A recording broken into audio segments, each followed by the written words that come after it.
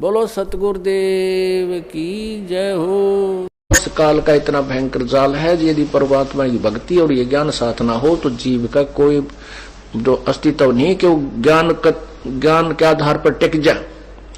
एक ऋषि था, उसको अपने भविष्य के जन्म का पता चला कि अगले जन्म में मैं उसको अपने ही देव दृष्टि खुल गए कि अगले जन्म में इसी नगर में एक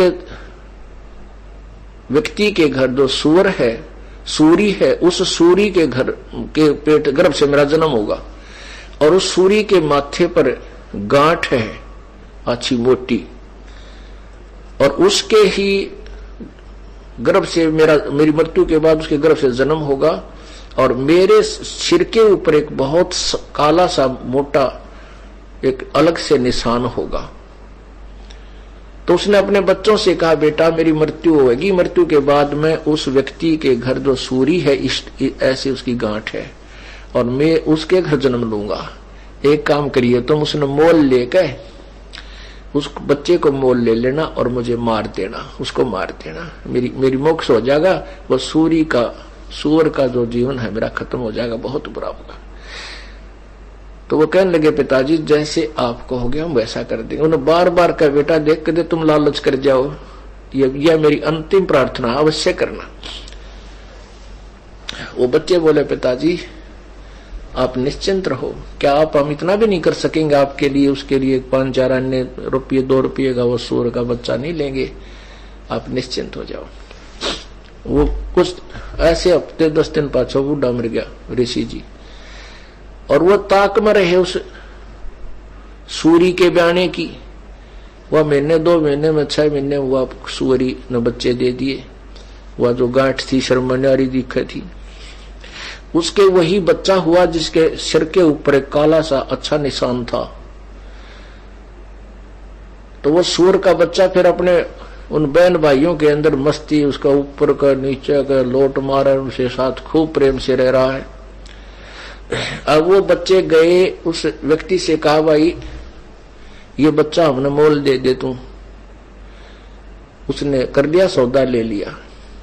जब उन्होंने मोल ले लिया और उनने वो बच्चा उठान लग गए, वो भाग लिया, फिर पकड़ा भाग भूख के, और वह कहे, पिताजी हम आपके अपने वचन को पूरा करने आए हैं। जब वो सूअर का बच्चे में चेतना दे दी काल ने, वो सूअर का बच्चा कहता है, भाई बेटो मुझे मत मारो, मेरे मारने से तुमने क्या मिलेगा, क्यों पाप के भागी होते हो। तो कहने लगे, पिताजी आपने तो कहा था भाई इसको मोल लेकर के मुझे मार देना। ने बोला, भाई मुझे मत मारो, मेरा दिल लग रहा है, मेरे भाई बहनों में यहाँ पर मैं ठाठ से रह रहा हूं, मुझे कोई तकलीफ नहीं, मत मारो मत। उन्होंने छोड़ दिया, भाई मत मारो, क्यों मारा, जो पाप तो वैसे पाप ही है। तो ये समस्या है इस काल की। जब एक सुअरी के बच्चे के जन्म में वहां उस अपने परिवार में इतना व्यस्त हो गया, इतना खुशी मना रहा है, और स्वर्ग में जाए पास देवता कद्दे भी इस बात को हृदय से नहीं कहेंगे, ऊपर से कह भी दें भाई मानुष जन्म का हो गया, तो हम जो है ना वो भक्ति या नहीं करें, मोक्षशाली करेंगे, तत्वदर्शी संत ढूंढेंगे, यान दे फिर अंडी पाक जाए, अपनी अपनी डफली अपने अपने राह। क्यों काल की बहुत भयंकर मार है। तो ये वहां पर हृदय में कसक के भगवान ये तो गलत स्थान पर आगे तड़फेगा, वो एकाध ही होता है। कहते हैं उसकी वो जो मेरी प्यारी आत्मा ऐसे वहां तड़फ करेगा, उसके पास पहुंच जाऊंगा, उसको शरीर को ऑफ कर दूंगा वहीं से, देव वाले शरीर को, और उसको ले आऊंगा वहां से, फिर मनुष्य शरीर दे दूंगा। अब देखो वो परमात्मा तो हमारे लिए इतने खाड़े भरन लाग रहा, और हम कति बालक की तरह उसकी तरफ परवाह नहीं कर रहे।